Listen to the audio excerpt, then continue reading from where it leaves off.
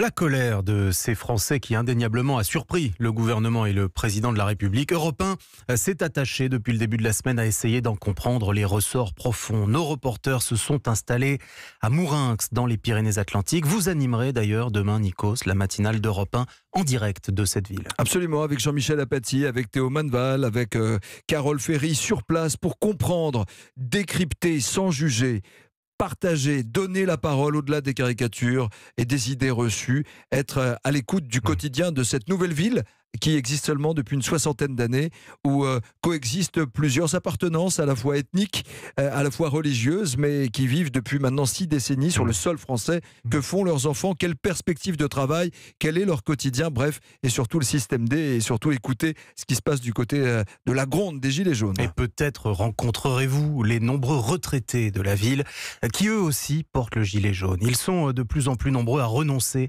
à certains soins médicaux parce qu'ils n'en ont plus les moyens.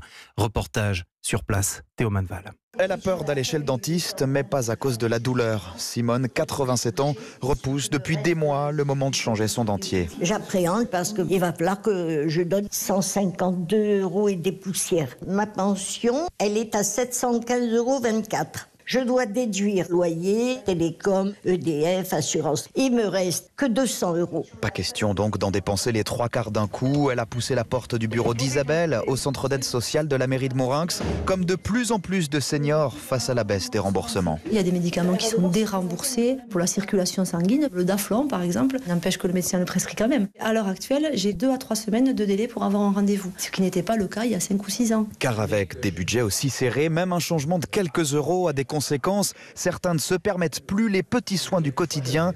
Lucien est infirmier depuis 71. Il soigne désormais certains patients gratuitement. Il y a même des gens qui ont du mal à manger les fins du mois. Ils sont juste avec du pain grillé qui date de 3 jours. On en est là.